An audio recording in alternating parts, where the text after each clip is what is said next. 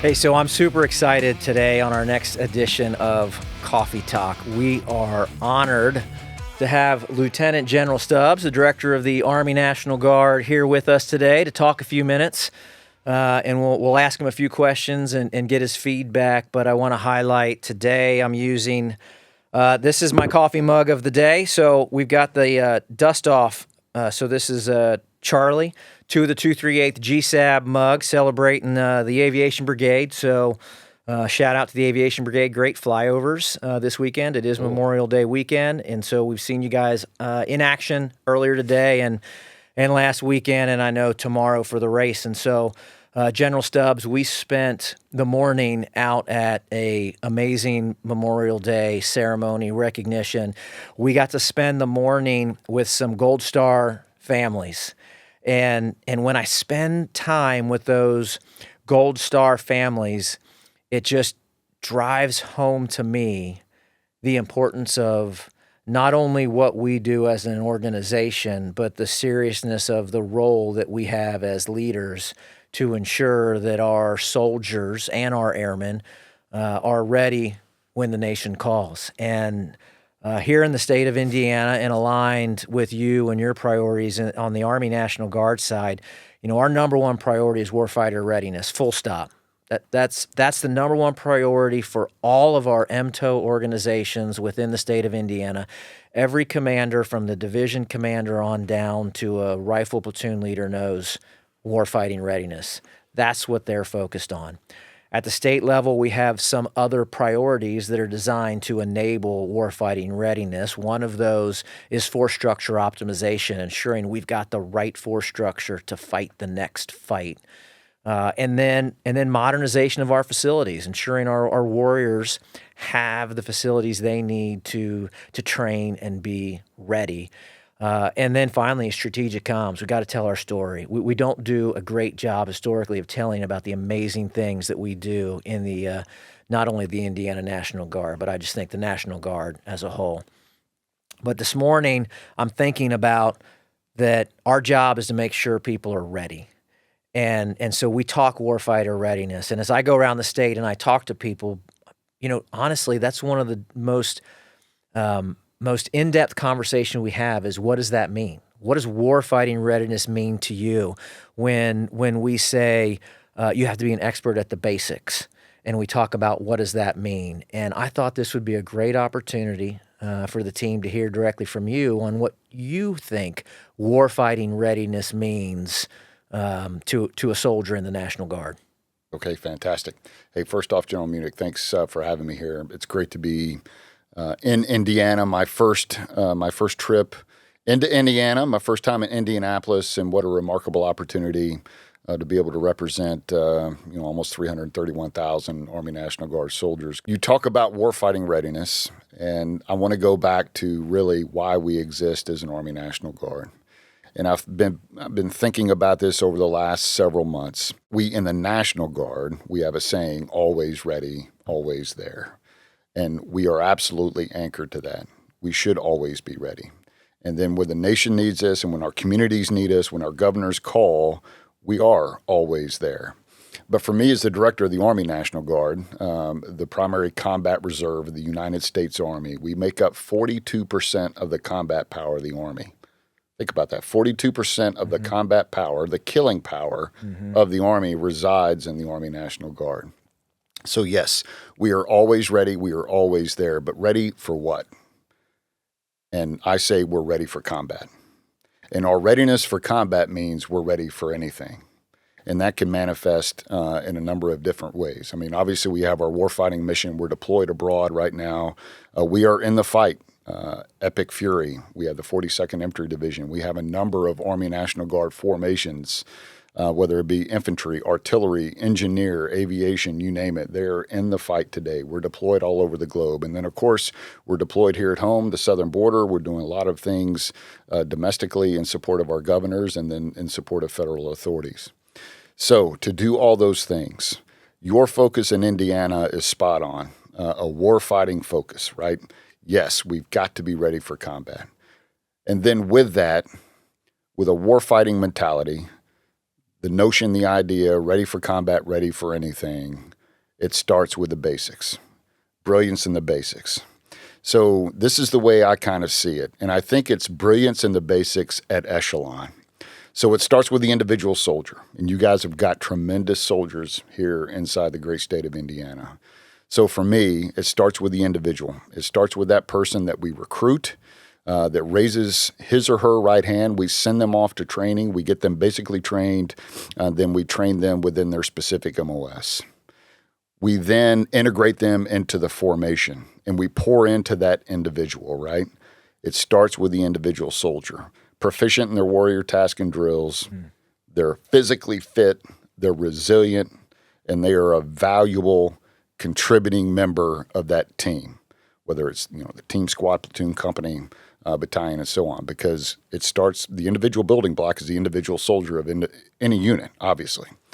So as we think about brilliance in the basics, what does it mean at the individual level? You're trained, you're ready, you're resilient, you're physically fit, and you can then integrate into a larger organization. So as we think at echelon, then from the individual, we move to our teams and our sections, right? And for those teams, sections, and squads, brilliance in the basics to me is, with the days that we have available, the time that we have available to us, typically 39 days a year, we can certainly build lethal teams, sections, and squads. How do we do that? We do that through live fire. We do that through crew live fire training, small unit maneuver live fire exercises. We've got the time to do those things, right? From the individual aggregated into the team, the section, the squad, we've got the time to build lethal squads, sections, and teams within our organization. At the next level, 39 days. 39 days, yes, but I say we can also get after platoon level training in 39 days. We can be maneuver proficient at platoon level within the time that we have allotted. It's just how we use that time, how creative we are with the time, how efficient we are with the time, how focused we are. And I submit to your team here in Indiana, and I submit to all of our guardsmen across the nation, with the time we have available, we can be platoon proficient. And then we get after it through a multi-echelon training type mentality or a construct, and we can overlay that company and battery command and control within our situational training exercises, within our lanes training, within our live fire exercises, FTXs, and the like, and we can build reps and sets at the company and battery level with the time that we have available. And then lastly, for me, as we think about our staffs, either at the battalion or the brigade level, at the division level, you got the 38th Division here, just being proficient with staff processes and functions, the military decision-making process and everything else. So let me just kind of circle back, at the foundational level, it's that individual soldier, physically fit, trained, ready, resilient, a soldier that's tough, that's full of grit, that can overcome, improvise, and adapt, right? Starts with the individual. And then we can aggregate readiness at the crew, team, and squad level. We can build those lethal type units at that echelon. We can train at platoon level. We can maneuver at platoon level with company and battery command and control. And then we have proficient division, brigade, and battalion staffs. I think we can do all that with the time and the resources that we have at our disposal right now. So I'm so glad that this is recorded, because the next time I get that question, I'm just going to take this and I'm going to push play. I mean, we are in alignment, but the way you say that and the way you share that and highlighting that the ready for what, and then the ready, when should you be ready as the other piece of that equation, and always medically ready, and your family has to be ready. And I've even stopped using the term reserves when we talk about the National Guard. We are an operational part of the Joint Force. We've often struggled. Are we a strategic reserve? Are we an operational reserve? I say we're an operational member of the Joint Force. That's what I say, because we're engaged every day across the globe. You just toured our JOC. You saw the places where we are today, both on the Army and the air side of the house. The amount of National Guard that is in the fight in epic fury, tremendous, and some of the amazing things that have happened with the National Guard folks, the 42nd, some of the folks from Wisconsin and things that are downrange, and our own Hoosiers that are there right now as well, doing great things, different organizations there, both on the Army and on the air side. And so you talk about we've got to be ready right now. And we're doing that and trying to be ready right now on the Army side of the house in a moment of transition. And so we're going through an Army transformation initiative, and the Indiana National Guard was blessed, in my opinion, to be selected to go through this with the 76 IBCT, now MBCT, as one of the first, along with the 116th out of Virginia. We've been honored to kind of lead that. Colonel Sean Eakin and his team and all of his battalion commanders and staff and push through with not all the TTPs defined, not all of the equipment that they need, and we're still not fielded all the things that we have, but we're not letting that slow us down. And I know that all of the Army is going through this same thing. So as we talk about Army transformation from your perspective at the Army Guard and your conversations with the Army and the Chief of Staff of the Army, how important is this transformation, and how do you see it affecting the Army National Guard? Well, first and foremost, let me say, hey, what a time to be in the National Guard, to be in the Army National Guard. What an opportunity we have to shape our Army National Guard for the next generation. So this is a once-in-a-generation opportunity.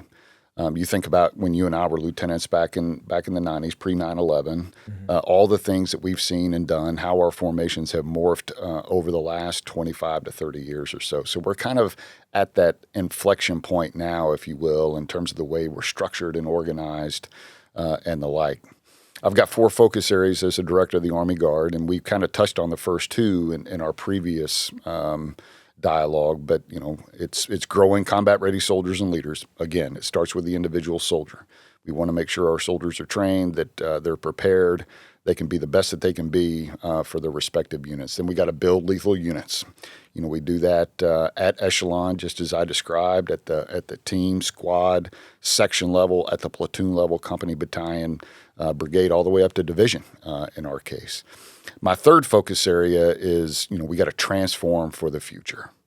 And there is such great opportunity in front of us with respect to this transformation and contact initiative, continuous transformation initiative that the Army is embarking upon and has embarked upon over the last year and a half or so. We had a decision to make. Do we kind of stand back and see how it goes, or do we jump in with both feet, understanding that this is not going to be easy, change is difficult? We've been kind of this pre-9/11, post-9/11 type organization. Yes, we are an operational force deployed around the world, deployed right here at home. But it's time, I think, to move to the next thing.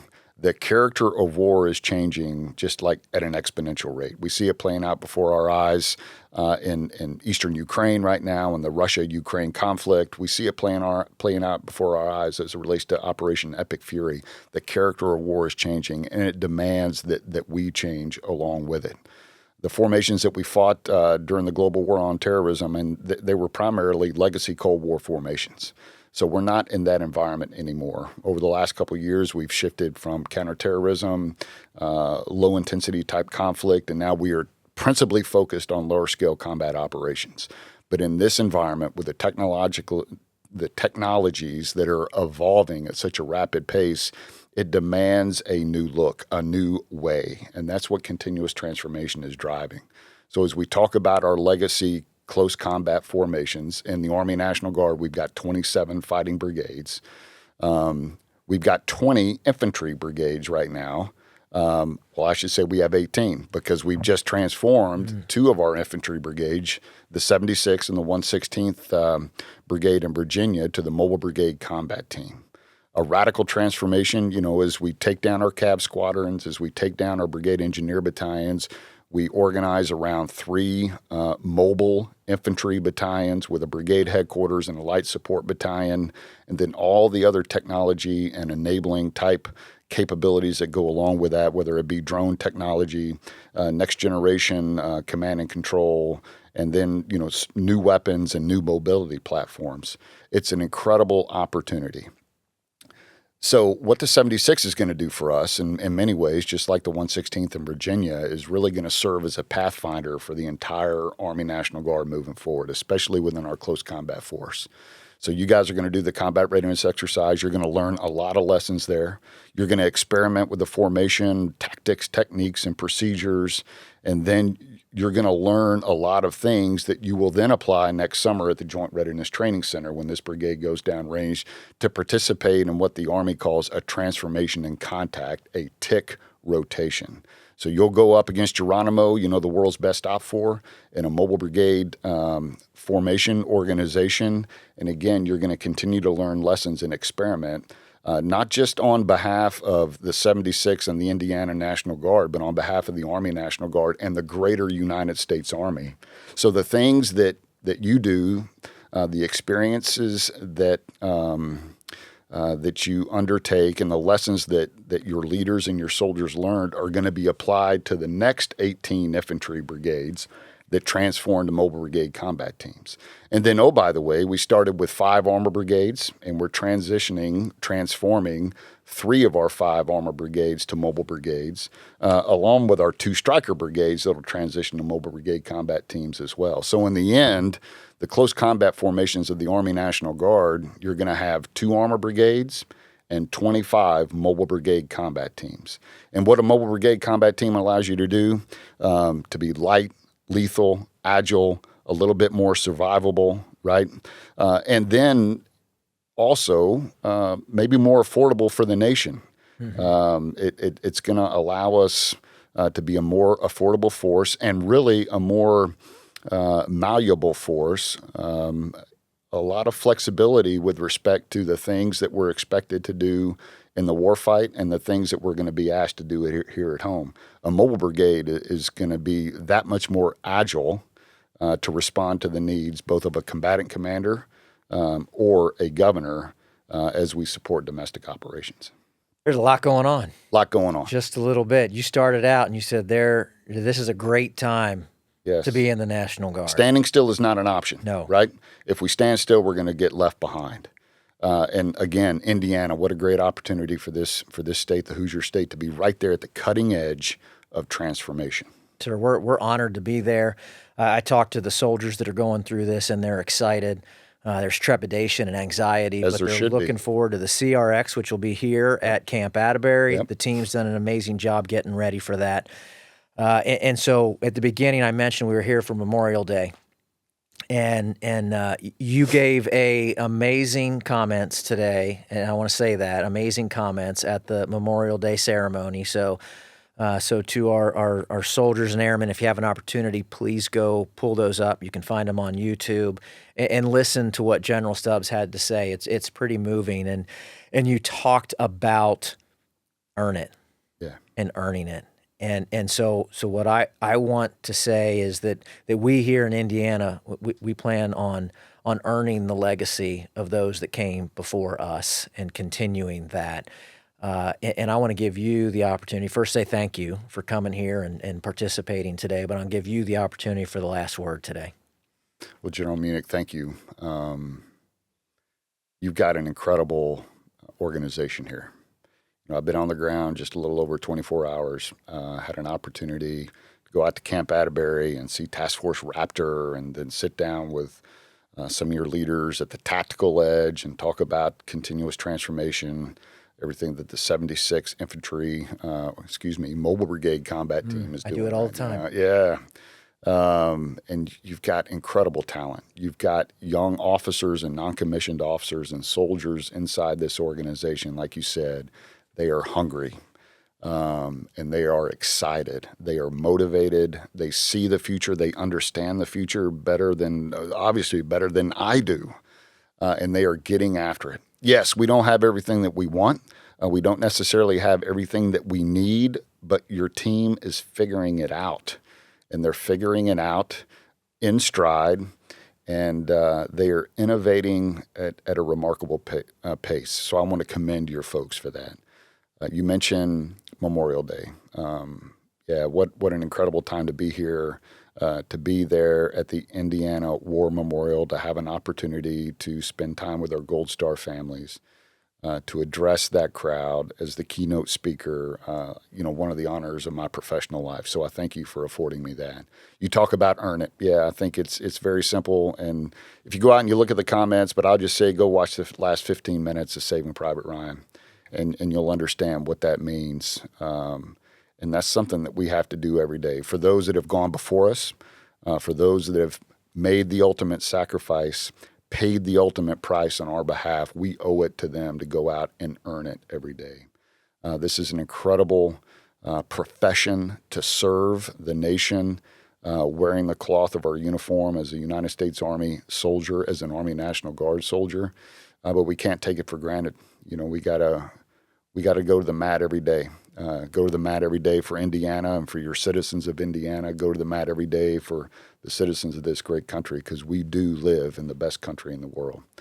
And then lastly, what I'll say, be proud of who you are as a Guardsman. There's nobody else that does what we do, right? So when the nation calls, we're there. We're in the fight. But at the same time, when our citizens need us, we are the 911 force inside the United States. We're doing it right? Today. We're doing it. Yes. So when our citizens, our neighbors, something bad happens inside of Indiana, inside my home state of Arkansas, who does the governor call? Right? Our first responders are there, absolutely. But when it gets bad, they look to us. And you think of the uniqueness of our dual purpose, our dual role, the dual nature of who we are as a warfighting force, but at the same time, a force that is able to respond in the homeland. So we need to take great pride in being a Guardsman. I'm a son of an Army Guard chaplain. The first soldier I ever met was my daddy. He was an Army Guard chaplain in the Kentucky Guard, and I am proud to be a Guardsman. I'm proud to be a Guardsman, and I hope all your troopers are as well. Well, thank you, sir. I appreciate you coming out and spending time with us today. Thank you very much. Thank you. Thank you. Stations stepping on each other.